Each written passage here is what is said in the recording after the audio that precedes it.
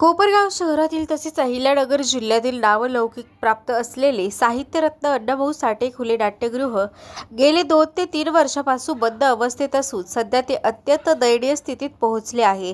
या ठिकाणी धूळ, गवत, बोंडकळीस आलेली भीत आणि निष्क्रिय वातावरणामुळे सांस्कृतिक उपक्रम पूर्णपणे ठप्प झाले आहेत। याच पार्श्वभूमीवर शुक्रवार दिनांक 1 ऑगस्ट 2025 रोजी अण्णाभाऊ साठे यांच्या जयंतीनिमित्त युवा नेते विवेक भैया कोल्हे यांनी समाज बांधवांसह नाट्यगृहाची पाहणी केली। यावेळी त्यांनी नाट्यगृहाची दुर्दशा पाहून खेद व्यक्त करत स्थानिक लोकप्रतिनिधी आणि नगर परिषदेच्या मुख्य अधिकाऱ्यांचा तीव्र शब्दात निषेध व्यक्त केला। सांस्कृतिक वारसा जपणाऱ्या या नाट्यगृहाची अशी अवस्था दुर्दैवी आहे। निधी मंजूर असूनही कोणतीही कामे झाली नाहीत, यामुळे प्रशासनाची आणि लोकप्रतिनिधीची जबाबदारी ठरते, असे वक्तव्य विवेक कोल्हे यांनी केले। गेल्या काही वर्षापासून हे नाट्यगृह बंद असून ते पुन्हा कार्यान्वित व्हावे यासाठी अनेकदा आंदोलने आणि मागण्या झाल्या आहेत, मात्र अद्याप कोणतीही ठोस कारवाई न झाल्याने नागरिकांमध्ये संतापाचे वातावरण आहे। साहित्यरत्न अण्णाभाऊ साठे असे नाव असलेल्या या नाट्यगृहाची अशी उपेक्षा होत असल्याने हे केवळ सांस्कृतिकदृष्ट्या नव्हे तर सामाजिकदृष्ट्याही अपमानास्पद आहे, अशी भावना अनेक नागरिकांनी व्यक्त केली आहे। आज लोकशाहीर साहित्यरत्न अण्णाभाऊ साठे यांची 105वी जयंती संबंध जगभरात अतिशय उत्साहामध्ये त्या ठिकाणी साजरी होत आहे। आपल्या तालुक्यात देखील वेगवेगळे सामाजिक उपक्रम घेऊन अन्नदान असतील, सुजलजी चंदनशिवचं रक्तदान शिबिर असतील, फकीरा चंदनशिवचं अन्नदान असतील, संदीप निर्भवणे असतील, किंबहुना सगळेच उपस्थित असलेले या सगळ्याच समाज बांधवांनी चांगल्या पद्धतीने सामाजिक उपक्रम घेऊन ही जयंती साजरी करत आहे। परंतु अतिशय खेदाची बाब आहे की हा आपल्या कोपरगाव नगर परिषदेमध्ये जे काय अहिल्यानगर जिल्ह्यामध्ये नावलौकिक असलेलं हे साहित्यरत्न अण्णाभाऊ साठे खुलं नाट्यगृह आहे, त्याची अतिशय दयनीय अवस्था ही आज या ठिकाणी झालेली आहे। आणि म्हणून लोकप्रतिनिधींनी मागच्या आठवड्यात आव्हान केलं होतं की कामं चांगल्या दर्जाचे व्हावे याकरता नागरिकांची देखील जबाबदारी आहे। त्या आव्हानाला आम्ही प्रतिसाद म्हणून नागरिक म्हणून खरं तर आज या ठिकाणी आलेलो आहे। पण आज इथली दुर्दशा बघता अतिशय वाईट वाटतं की ज्या खुल्या नाट्यगृहामध्ये अशोक सराफ असतील, लक्ष्मीकांत बेर्डे असतील, दादा कोंडके असतील, यांनी हे गाजवलं। कोपरगावची नाटक संस्कृती टिकून ठेवणारे अनेक कलाकार या ठिकाणी कार्यरत होते आणि दुर्दैवाने त्याची आज अशी अवस्था आहे। माजी आमदार कोल्हेताई यांच्या काळामध्ये इरिगेशनच्या जागेवर बंदिस्त नाट्यगृह 8 कोटी रुपये आपण त्या ठिकाणी मंजूर करून आणले, त्याचे 2 कोटी रुपये वर्ग झाले होते। परंतु ते 2 कोटी रुपये इतरत्र वळून एक मोठं पाप या ठिकाणी लोकप्रतिनिधींनी त्यावेळेस केलेलं आहे। दुसऱ्या कामांसाठी ते निधी वळवला गेला। त्याच्यानंतर अनेक आंदोलनं ह्या काम होण्याकरता झाले, या ठिकाणी असलेल्या फरच्या काढून नेल्या आणि त्यामुळे या ठिकाणी सर्व झाडं झुडपं आता वाढलेले आहे। म्हणजे आहे ते नाट्यगृह बंद पाडण्यात आलं ह्या आशेने, ह्या आश्वासनेने की आम्ही नव्याने हे काम करतो आहे। त्या विरोधात या ठिकाणी फकीरा चंदनशिव आणि त्यांचे सहकारी माझ्यामध्ये कित्येक दिवस त्या ठिकाणी उपोषणाला बसले होते। 2023 साली वारंवार शरद त्रिभुवन असतील, त्यांनी देखील हा विषय मांडला, विनोद भाऊ असतील, राजाभाऊ, सर्व समाज बांधवांनी हा विषय लावून धरला। परंतु त्या विषयाला कुठलाही वाचा प्रशासनाने फोडला नाही। आमदार महोदयांनी त्या उपोषणाला भेट देऊन हे आम्ही तातडीने काम चालू करू म्हणून सांगितलं। भूमिपूजन झालं, 1 कोटी रुपये निधी मंजूर झाला, परंतु याला होऊन 1.5-2 वर्ष होऊन गेले, 1 रुपयाची खडी देखील या ठिकाणी पडलेली नाही। आणि दुर्दैवाने जेव्हा आम्ही माहिती घेतली त्यावेळेस ते सदरील कॉन्ट्रॅक्ट कुठल्या तरी त्यांच्या स्वयंसहायकाच्या बगल बच्चांना दिल्या गेल्या अशी आम्हाला माहिती मिळाली।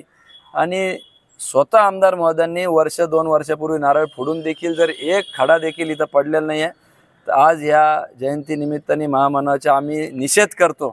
खरं तर अनेक गोरगरिबांचे लग्न या ठिकाणी होत होते, अनेक सांस्कृतिक कार्यक्रम, नगरपालिकेच्या शाळांचा गॅदरिंग या ठिकाणी व्हायचा, एक मोठा वारसा या खुल्या नाट्यगृहाला होता।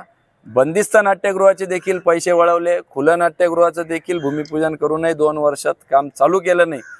मी या निमित्ताने आमदारांनी जे काय आवाहन केलं होतं की तुम्ही नागरिकांची देखील जबाबदारी आहे. म्हणून एक जबाबदार नागरिक म्हणून आज इथं भेट द्यायला आलो की ज्या लोकप्रतिनिधींनी आमदार आशुतोष काळेंनी इथं भूमिपूजन करून 2 वर्ष झालेले आहे आणि अद्याप एक खडाही पडलेला नाही आहे, अशा महामानवाच्या या महान कार्याला दुर्लक्षित करून एक प्रकारे त्यांचा अवमान हे लोकप्रतिनिधी करताय. त्यांनी जाहीर माफी या जनतेची समस्त समाज बांधवांची मागावी अशी मी या निमित्ताने मागणी करतो, विनंती करतो.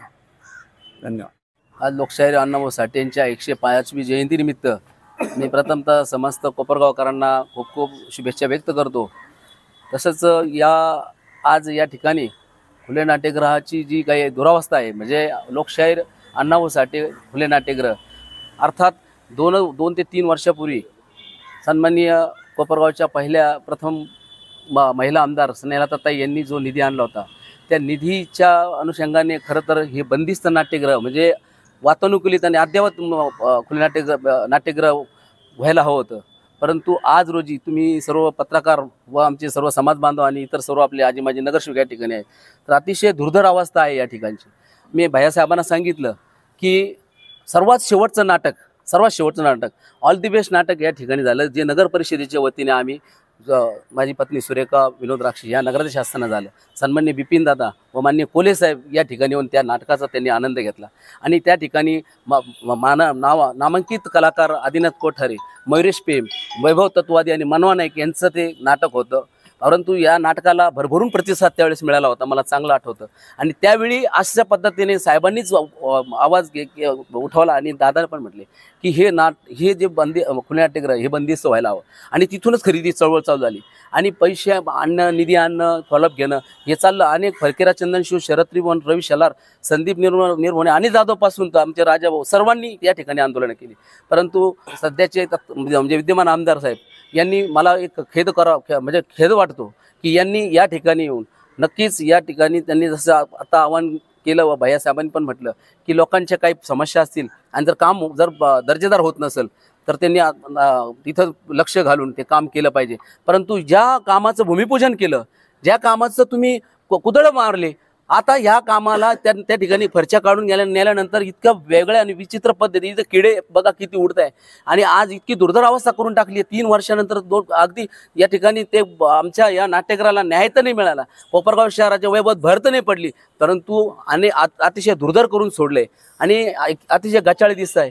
मी मग 3,500 कोटीचा जो विकास म्हणताय तर तो विकास कुठं दिसतोय? आज नुसतं फ्लेक्सवर मी मान्य करतो, चला तुम्ही मंत्रिपद मिळेल, तुम्हाला शुभेच्छा आहे. परंतु जर तुम्ही समाजाची अशी जर वल्गना करत असाल, असा हेळसांडपणा करत असाल तर नक्कीच मी या ठिकाणी त्यांचा जाहीर निषेध करतो. आणि समाजाच्या वतीने आज मी पुन्हा एकदा सांगू इच्छितो, माननीय मुख्याधिकारी साहेब, आज मुख्याधिकारी साहेबांनी जयंतीच्या दिवशी तटस्थपणे उभं राहिलं पाहिजे. त्यांचे प्रतिनिधी असायला हवे. फक्त रात्री येऊन त्यांनी दिवाबत्ती लावायचे, फटाके फोडायचे आणि मुख्याधिकारी असेल व त्यांच्या प्रशासकावर वचक का नाही? आमच्या नगर परिषदेचे, आमचेच आरोग्याचे, आमचे झाडू कामगार, आमचे तरुण मित्र माझे उपस्थित राहतात. मी जाहीर निषेध करतो तुमचा. नगर परिषद अभिवादन करायला तुम्ही जयंतीच्या निमित्ताने अभिवादन करायला आले पाहिजे. आम्ही 10 वाजे म्हणजे 8-8:30 वाजेपासून समस्त समाज बांधव तिथं ताटकळत उभा राहतो आणि तुम्ही येत नाही. अशा लोकांना तोंडाला काळे नाही भासरायचं, तुम्ही काय करता आम्ही? आणि सगळ्यात महत्त्वाचं म्हणजे तुम्हाला जर समाजाची लाज वाटत असेल, तुम्हाला या ठिकाणी जर तुम्हाला थोडं लज्जा उत्पन्न होत असेल तर माझे समस्त ज्युनियर प्रतिनिधी, माझे तरुण प्रतिनिधी ते बोलणार नाही, कारण मवाळ समाज म्हणून आम्हाला पाहिलं जातं. परंतु ते बघा, जर इतरत्र कुठं जरी काही जर थोडा जरी काही खडा पडला नाही किंवा काही गोष्ट झाली नाही तर त्या ठिकाणी उद्रेक होतो आणि तुम्हाला जशाच तसं उत्तर मिळतं. परंतु आमचे समाज बांधव हे सगळे मवाळ आहे, फक्त शब्दाला खांदार हात ठेवला तरी शांत होतात. परंतु एक गोष्ट खेदाची आहे की आजच्या या कार्यक्रमाला मुख्याधिकारी साहेबने आले, मी त्यांचा जाहीर निषेध करतो. ते कुठं गेले? ते रेग्युलर सुट्ट्या पाहून गेले असेल. माझे चांगले मित्रत्वाचे संबंध आहे, परंतु या ठिकाणी साहेब तुमचा जाहीर निषेध मी या ठिकाणी करतो. आणि माननीय आमदार साहेब, तुम्ही बारीक गोष्टीवर जर लक्ष ठेवत असाल आणि तुम्ही या नाट्यगृहाचा तुम्ही शहराच्या वैभवामध्ये भरपूर भर टाकायचं काम करताय. अहो, हे खुले नाट्यगृह जर गचाळ राहिलं तर काय आपलं शहराचं वैभव होणार आहे किंवा काय विकास कामं तुम्ही करताय? या 3,500 कोटीचा तुम्ही देखील आम्हाला हिशोब द्या. आणि मी नक्कीच या ठिकाणी जाहीर निषेध करतो. मी अजून एक सांगतो भैयासाहेब, मी आम्हाला चांगलं आठवतं ज्यावेळेस शालेय नाट्य स्पर्धा व शालेय सांस्कृतिक कार्यक्रम या ठिकाणी झाले, त्या ठिकाणी आदरणीय स्नेहलताताई ज्यावेळेस महिला बचत गटाचं काम करत होत्या, आदरणीय बिपिनदादा युवकांचं नेतृत्व करत होते, त्या ठिकाणी ईशानदादा शालेय शिक्षण घेत असताना वैभयांचे छोटे बंधू त्यांनी देखील काठीनं घोंगडं घेऊ द्या किर मला बी जत्रेला येऊ द्या किर या गाण्यावर त्यांनी या ठिकाणी कला सादर केलेली आहे. असं हे नाट्यगृह आहे आणि अनेक कलावंत, मान्यवर कलावंत, मी कौशल्याबाई कोपरगावकरांचं देखील नाव घेतो या ठिकाणी. त्यांचा इतिहास जर तुम्ही तपासला तर कोपरगावच नव्हे तर महाराष्ट्रातली सर्वप्रथम महिला आहे. तुम्ही नीट बघा, पुस्तक चाळा, त्यामध्ये सर्वात महत्त्वाची कौशल्याबाई कोपरगावकर ही वगनाट्यकार, नाट्यकलाकार, तमाशावंत ही महिला होती. आणि आदरणीय स्नेहलताताईंनी मागच्याच काही दिवसापूर्वी आपली शांताबाई लोंढे ही म्हणजे तमाशामध्ये अतिशय अग्रगण्य नाच करणारी, ती अतिशय चांगल्या अवस्थेत आज आपल्या ओल्डेज होममध्ये, वृद्धाश्रममध्ये ती आहे. आणि यासाठी प्रत्येक सणाला, दसऱ्याला माननीय आमदारताई त्या ठिकाणी जाऊन तिची भेट घेते, ही सर्वात औत्सुक्याची गोष्ट आहे. तेव्हा मी आज या गोष्टी या दिवशी, जयंती दिवशी एवढं बोलायला नको आहे, परंतु ही अवस्था पाहून नक्कीच रक्त खवळल्याशिवाय राहत नाही. आणि मान्य मुख्याधिकाऱ्यांना परत मी आवाहन करतो, त्यांनी येऊन नाट्यगृह बघावं आणि आमदार साहेब तुम्ही देखील बघावं आणि तुमच्या 3,500 कोटीच्या त्या हिशोबात हा हिशोब तुम्ही आम्हाला मांडावा, दाखवा आणि तो दिसल तर आम्ही तुमची धन्यता मानतो. जय हिंद, जय महाराष्ट्र.